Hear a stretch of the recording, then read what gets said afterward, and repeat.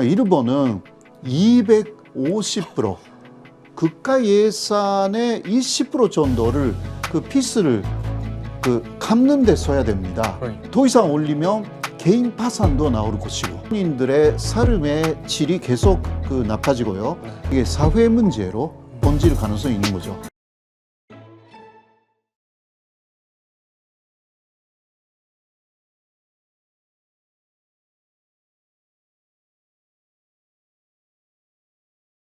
네, 1부에서는 다카이치 총리의 어떤 행보, 그리고 이제 그에 따른 일본의 내부적인 변화 이야기를 좀 다뤄봤는데요. 2부에서는 지금 일본 경제가 어느 선상에 와 있는가에 대한 이야기를 조금 더 디테일하게 다뤄보도록 하겠습니다.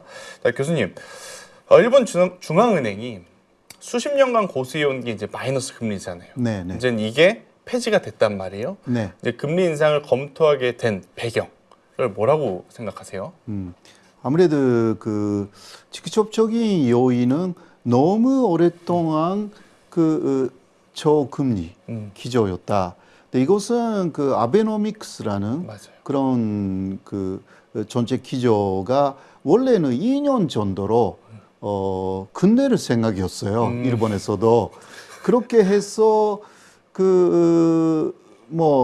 인플레이션을 2% 정도로 만들 수가 있는 것이 아닌가. 네. 그렇게 생각했는데 그게 계속 안 돼가지고 10년까지 갔단 말이죠. 아, 이게 원래는 장기 계획이 아니었군요. 아니었습니다. 근데 원래 짧게 끝내려고 했는데 네. 인플레이션이 생각보다 안 내려오니까 예. 계속 이제 이어졌던 거. 네.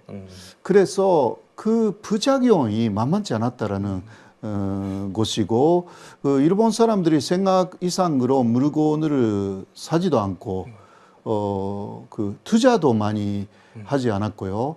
근데 요새는 투자 조금 하기 시작했는데 일본인들도 그러한 상황에서 디플레이션이죠 사실상. 그게 쭉 그러한 기조가 있었기 때문에 이게 인플레이션을 일으키기 위해서 계속 돈을 풀었고 이게 그리고 또 엔저 기조를 유지를 해 왔습니다. 그런데 아주 계기가 된 것은 바로 코로나죠. 예. 코로나 몇 년간, 2년, 3년 정도, 네. 그 사이에, 세계는 그 사이에 엄청나게 문제가 생겨가지고 또, 물가가 올라갔지 않습니까? 예, 이거는 좋은 인플레이션이 아니고 상당히 안 좋은 인플레이션이었는데, 그래서 미국은 미국을 중심으로 금리를 올렸지 않습니까? 네. 사실. 그러나 일본이 그래도 금리를 맞아요. 올리지 않았다라는 세계가 보면 상당히 이상한 현태를 보이고 있었던 것입니다. 그러나 금리 차이가 또 미국하고 일본의 금리 차이가 또 나니까 또 엔저로 가고. 근데 그것이 또 문제가 커지기 시작한 거죠.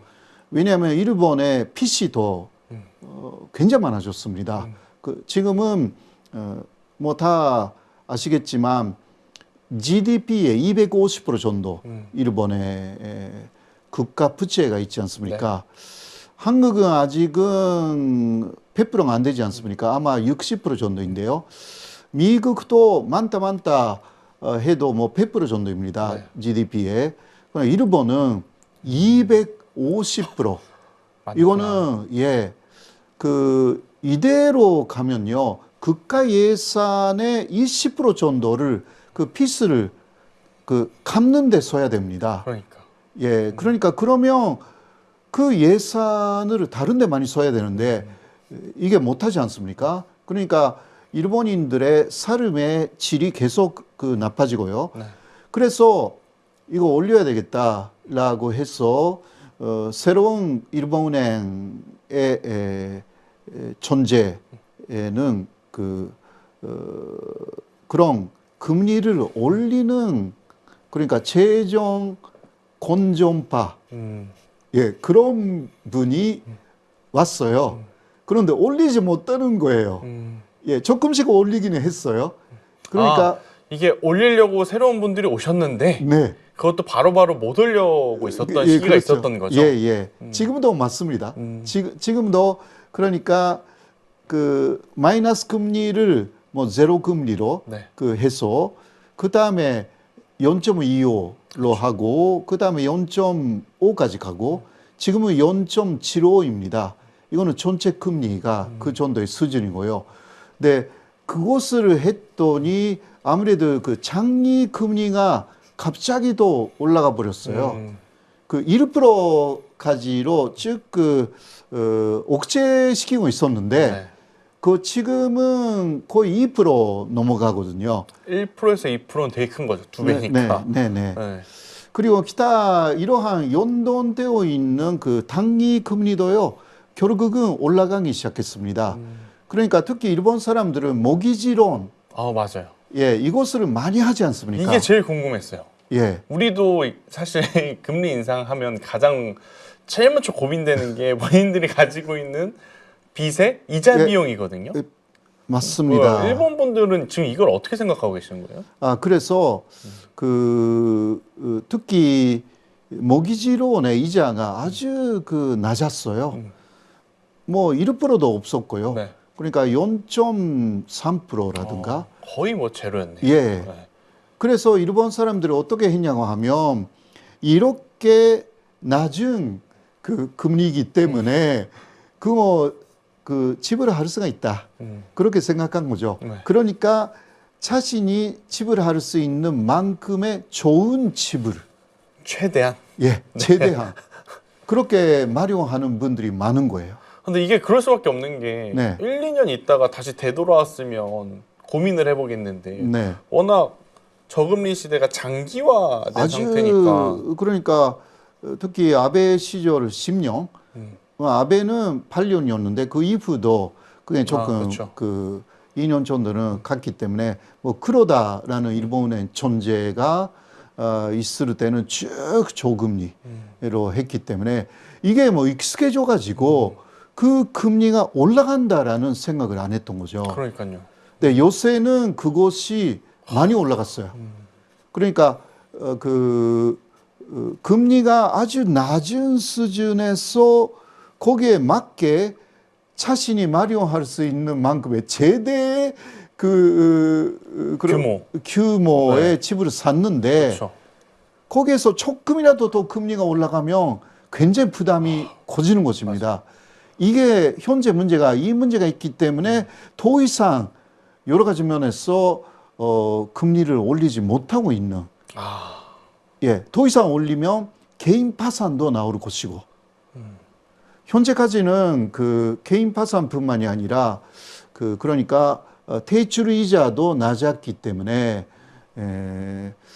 기업의 실적이 많이 없는 그러한 기업들도 폐업하지 않고 그냥 계속 대출을 버텼구나. 받아가지고 그냥 살아남았어요. 좀비 기업이라고 하죠. 좀비. 그런데 요새는 이러한 좀비 기업들이 그 대출 이자가 높아졌기 때문에 많이 도산합니다. 일단 일반 서민분들은 네. 모기지론이 지금 더 올라가면 부담이 되는 상황인 거고 네. 기업들도 마찬가지로 그동안에 금리가 낮아서 어떻게 보면 대출을 조금 힘을 받아서 운행해 왔는데 운영해 왔는데 그렇죠. 지금 이쪽도 조금씩 예, 약간의 문제가 노이즈들이 계속 나타나기 시작하는 거죠. 그러니까 1년에 그 지난해에는 5천 건 이상 그 도산합니다. 이거 중소기업이 많은데요. 5천 건이라는 것은 굉장히 많은 거거든요. 일본의 입장으로서는. 그게 2025년,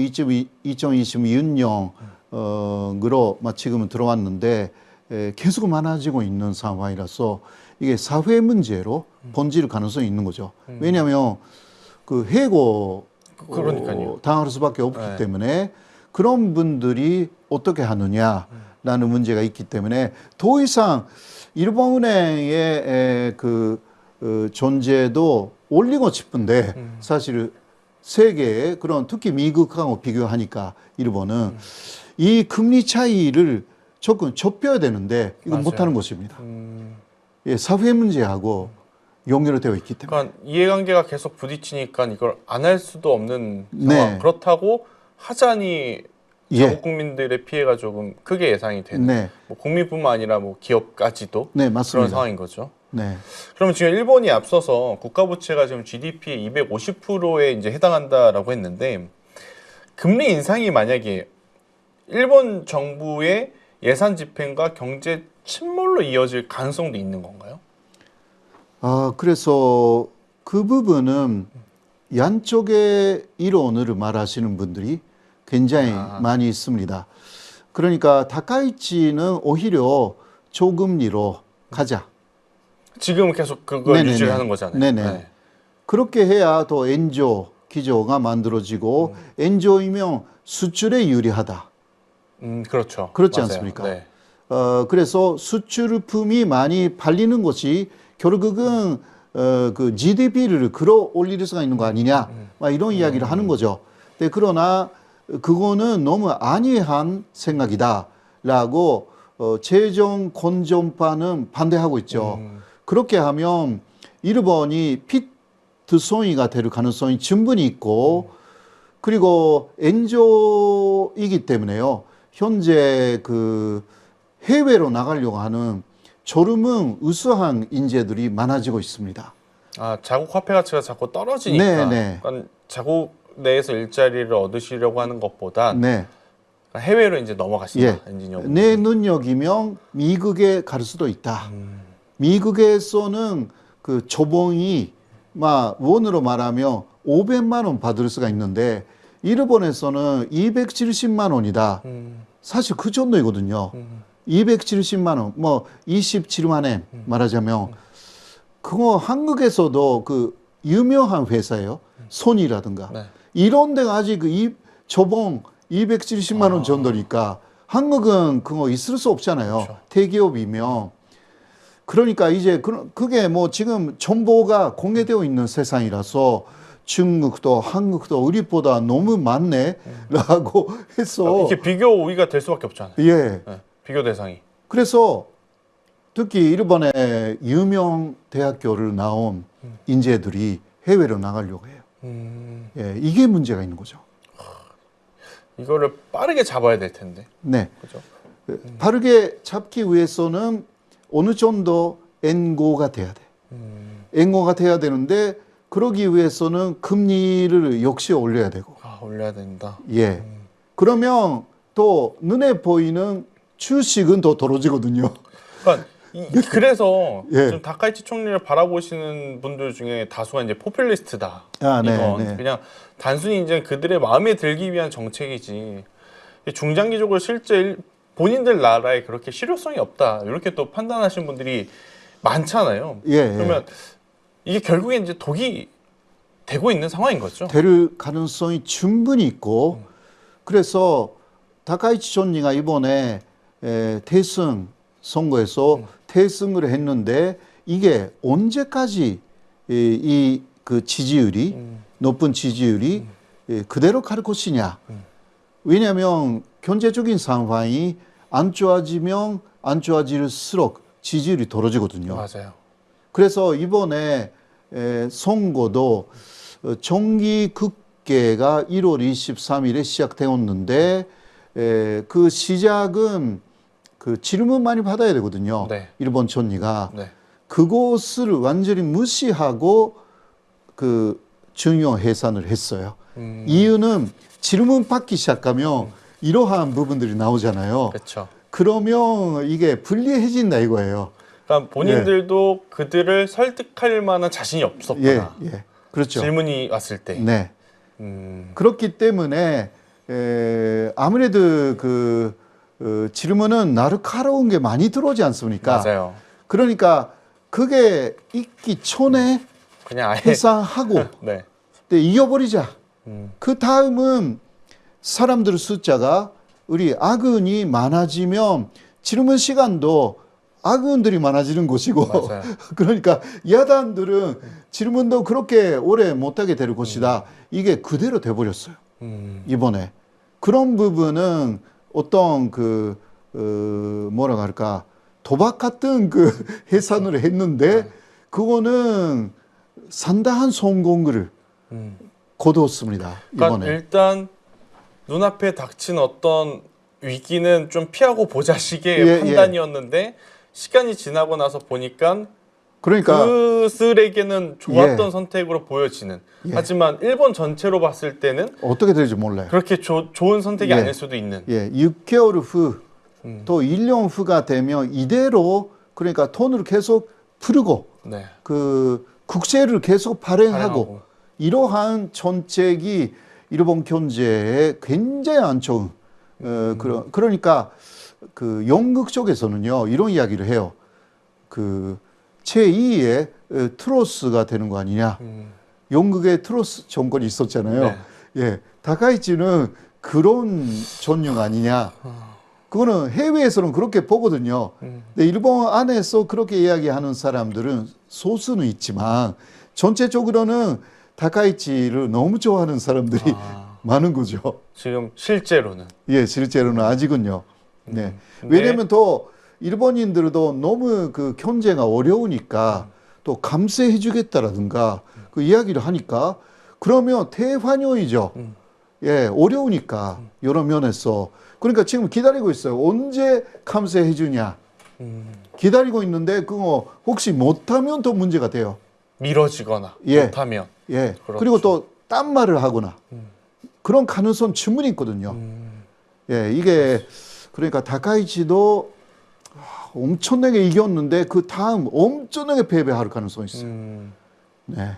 그러니까 본인들에게 먼저 지금 믿음을 준 사람들에게 보답을 해주지 못하면 결국 그 대승의 네. 어떤 간격 예. 기간은 좀 적어질 수 있다. 예. 이렇게 좀 생각을 하시면 될 것 같고 네.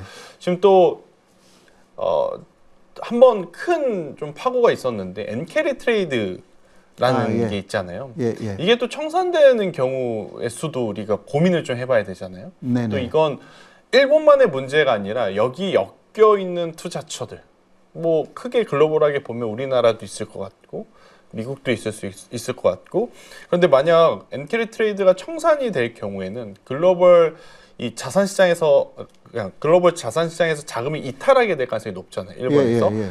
이거는 그러면 우리가 어떤 부분을 주의를 해야 되는 게 좋을까요? 아무래도 그거는요.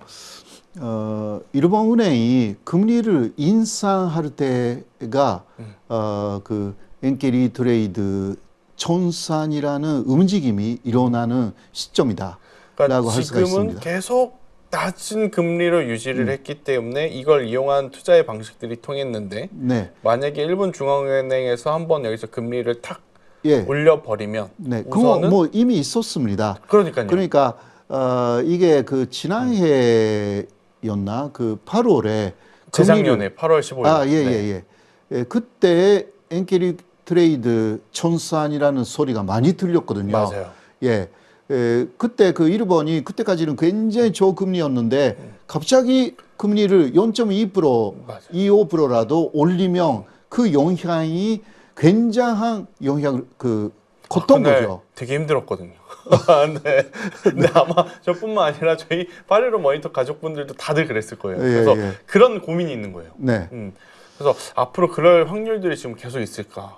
예, 네. 지금은 그 다카이치이기 때문에 조금 그 돌을 걱정이 되는 거죠. 그러니까 계속 누르고 있으니까. 예. 그때는 이시바 정권이었기 때문에 이시바 정권은 기본적으로 총리 자체가 재정 건전파 그러니까 금리 올리자라는 사람이었어요. 그런데 다카이치는 그대로 하자라는 사람이기 때문에 조금 걱정이 덜할 것 같던데 그래도 다카이치도 주변의 사람들의 그리고 실제 숫자가 나쁘다라고 하면 그 어느 정도의 금리 인상을 허용할 가능성이 충분히 있습니다. 그거는 충분히 정보를 얻어야 되는 부분이라고 할 수가 있습니다. 참 일본도 쉽지 않네요. 네. 어떤 수치상으로 보면 올려야 되는 건 맞는데 올리게 되면 또 그러니까 사회적인 문제로 그러니까 가니까요. 또 그 사회적인 문제들이 본인들의 그 표심과 네네. 직접적으로 또 연관이 있으니까 네네. 이제 안 할 수도 할 수도 없는 예, 맞습니다. 그런 입장이구나. 그러니까 일본의 개인 투자자인 이제 와타나베 부인들이 네. 최근 엔캐리 트레이드를 중단하고 이제 투자 방식을 바꾸고 있다고 하는 이야기들이 많아요. 이런 이야기는 뭐예요? 어떤 그러니까 와타나베 부인은 사실 그 일본 여자라는 이야기잖아요. 네. 조금 돈이 있고 나이도 조금 있고 여유가 있으신 분들. 예. 네. 네, 그러나 투자하는 거 잘 모르기 때문에 아주 그 가장 쉬운 그냥 엔캐리 트레이드로 간다. 그러니까 N으로 다른 나라의 동화를 사고 그러면 이게 금리 차이에서 좀 이익이 그렇죠. 생기지 일단은 않습니까? 그 엔화에서 네네. 다른 기축 통화를 바꿀 때 그 네네. 약간의 이제 수익성 그렇죠. 그거를 받는 거죠. 예. 네. 네, 그게 아주 투자에 대한 지식이 없는 그냥 아줌마도 할 수가 있기 때문에 이게 와타나베 부인이라고 그런 이야기들이 예, 나오는 거구나. 예, 이름이 붙여졌고 그런데 와타나베 부인이라고 하는데 그 10%는 남자라고 합니다. 그럴 수 있죠. 네. 예, 그 10%는 남자인데 아무래도 일본 사람들은 좀 다른 일을 하면서도 아주 쉽게 할 수 있는 투자 그 생각할 때는 그 N을 활용하는 그러한 뭐 엔캐리 트레이드 같은 것을 선호했다라고 할 수가 있는데요. 그러나 그게 지금 그 일본의 금리가 또 올라가면 그것도 벌이가 많이 없어진다라는 그렇죠. 것으로 이제 주식 쪽으로 이동하고 있다라는 것인데요. 왜냐하면 그 엔화에서 다른 기축 통화로 이제 바꾸면서 나오는 수익은 그 한계라는 게 있잖아요. 예, 맞습니다. 근데 이제 이 한계보다 최근에 증시의 변동성을 보면 더 크니까 예. 또 많은 자금들이 오히려 이제 엔캐리 쪽보다는 네. 증시 쪽으로 넘어가고 있다고 표현을 하는 게 맞는 거죠. 예, 맞습니다. 또 일본 정부가 거기 이 세금을 그러니까 진수하지 않는 그러한 제품들을 좀 내놨기 때문에 예, 니사라고 합니다. 이게 예. 수익이 나도 세금을 내지 않는 상품들이 네네. 나왔군요. 그러니까 물론 그게 아주 크지는 않지만 1,800만 엔 그러니까 막 1억 8천만 원 정도까지는 아마 그거는 투자금인데요. 그 투자를 한 데 나온 수익에 대해서는 세금이 없다. 예, 과세하지 않는다. 네, 그러니까 그 정도로 하니까 투자를 하는 데 조금 쉽게 할 수 있게. 그러니까 이제 투자금을 조금 크게 넣어도 네네. 이제 부담스럽지 않으신 거죠. 그런 이야기죠. 그런 것을 그 정부가 마련해주기도 하고 하니까 조금씩 그런 주식 투자를 하시는 분들이 많아지고 있는 것입니다. 현재는. 그러니까 최근에 우리나라 증시도 그렇지만 일본 증시도 꽤 많이 올랐거든요. 예, 맞습니다. 그런 자금들이 지금 들어오고 있어서일 수도 있겠죠. 예, 그런 이야기가 될 것 같습니다. 아무래도 또 엔캐리 트레이드를 그만두고 네. 또 이쪽이 더 좋다. 또 다카이치가 계속 엔저랑 하니까 그러면 주식은 올라가는 거 아니냐? 맞아요. 이게 좀 있는 거예요. 이게 저금리 기조가 유지가 되면 여전히 은행에서 약간의 어떤 대출을 받아서 또 투자 쪽으로 넘어올 수 있으니 낮은 이자율 때문에 그래서 이제 증시에도 조금씩 더 관심을 갖고 있는 게 그렇죠. 현재 어떻게 보면 일본 상황이라고 말씀을 할 해주시는 수 거죠. 있는 거죠. 알겠습니다. 자, 오늘 호사카 유지 교수님 모시고 굉장히 다양한 이야기들을 좀 한 것 같아요. 1부에서는 정치적인 다카이치 총리의 어떤 행보에 따른 일본의 변화, 그리고 이제 2부에서는 현재 일본의 경제 상황에 대한 진단과 함께 지금 엔캐리 혹은 환율에 대해서 많은 분들이 이제 고민이 있으신 것을 조금은 속 시원하게 들을 수 있었던 시간인 것 같습니다. 오늘 함께 해주신 세종대 대양 휴미니티 칼리지 호사카 유지 교수님은 여기서 보내드리도록 하겠습니다. 감사합니다. 감사합니다.